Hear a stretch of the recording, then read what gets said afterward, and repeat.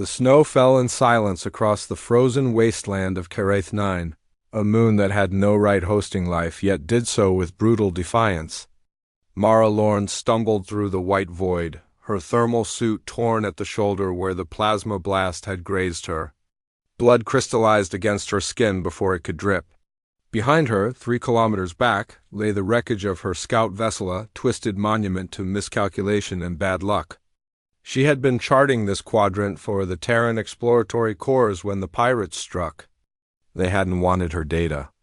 They'd wanted her ship, her supplies, her life as an afterthought. She'd escaped through the emergency pod, but the landing had been hard. Too hard. Now her ribs screamed with every breath, and the medical kit was still strapped to her seat, buried under ice and titanium. The cold was winning. Mara's legs gave out without warning. One moment she was trudging forward, the next she was on her knees, then her side, then her face pressed against something warm. Not snow, fur, small bodies huddled together. Her dimming vision registered movement cubs, 4 of them, no larger than Terran wolves, covered in silver-gray fur that shimmered even in the blizzard's murk. They chirped at her, high-pitched sounds of alarm, and she felt tiny paws pressing against her face. "Sorry," she whispered, though she didn't know why she apologized. "Wrong place.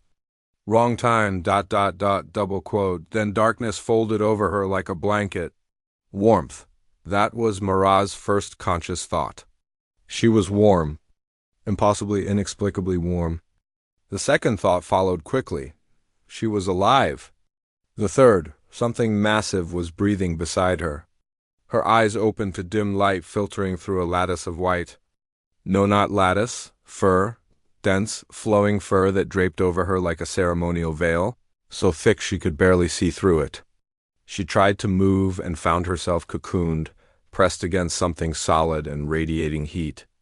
A low rumble vibrated through her chest.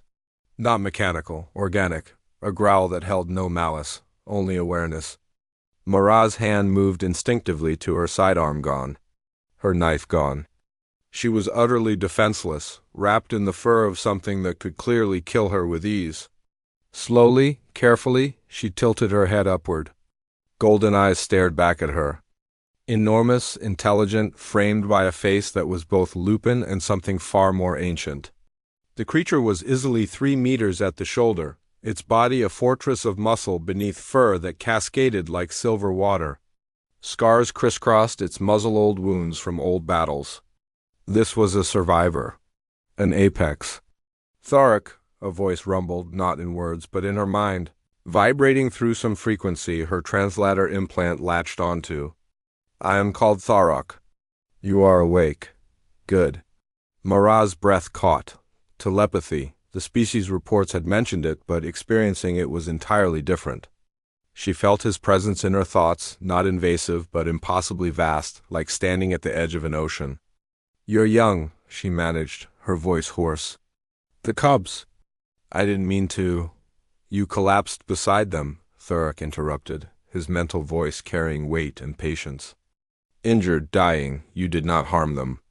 You could have, but you did not. My mate saw this. She summoned me." Mara's eyes adjusted further. She was in a den carved from ice and stone, the walls smooth and ancient. The 4 cubs tumbled over each other nearby, playing with a piece of her torn suit, chirping and yipping. A second massive creature, the mate, presumably lay watchful near the entrance, her eyes tracking every movement Mara made. "I don't understand," Mara said. "Why save me?" "Humans. We're not from here." "We're fragile," Thorok finished. "Yes, we know. The metal birds that cross our sky, the ones who take and never give. We have watched your kind for 7 seasons now. Most would have trampled my young in their panic. Most would have seen prey, not children. You saw children. You apologized to them with your last breath." Mara felt her throat tighten. She remembered that moment, the cubs' warmth, their chittering concern. She'd thought she was hallucinating. "The Varine do not forget debts," Thorok continued, and Mara's mind supplied the name of his species from her training. The Varine apex predators of Karaith 9, territorial, intelligent, utterly unconquered by the handful of colonization attempts made over the decades. You honored my blood. I honor yours. When you woke, I wanted you to know warmth, protection. My fur is my oath. Mara looked down at the magnificent pelt covering her. At the alpha who had curled his massive body around her smaller, broken one through the night. He had given her his warmth, his protection, his trust. In a universe where humans were often seen as conquerors or destroyers, this creature had seen something different. "Thank you," she whispered. "Thark, thank you." The alpha's eyes softened, a gesture that transcended species. "Your people will come for you. We have seen the lights in the sky searching. When they arrive, you will tell them this: the Varine are not animals. We are not territory to be claimed. But those who respect our young, who fall beside them and do no harm, those we may call ally." Mara nodded slowly, understanding the magnitude of what was being offered. First contact. Real first contact. Not through diplomats or soldiers, but through simple, desperate humanity. Through a woman who collapsed in the snow and a father who covered her with his own fur. The cubs approached, emboldened. One licked her hand. Another curled against her injured side, its warmth soothing. Thurok watched with what could only be described as approval.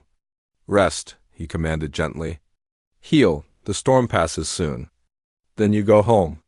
As Mara drifted back toward sleep, cocooned in alien warmth and unexpected kindness, she realized something profound. Humanity's greatest strength had never been its weapons or its ships. It was the ability to recognize life, to honor it, even in the final moments. To see children, not resources. To apologize to cubs with dying breath. That was what would carry them to the stars. That was what would make them worthy,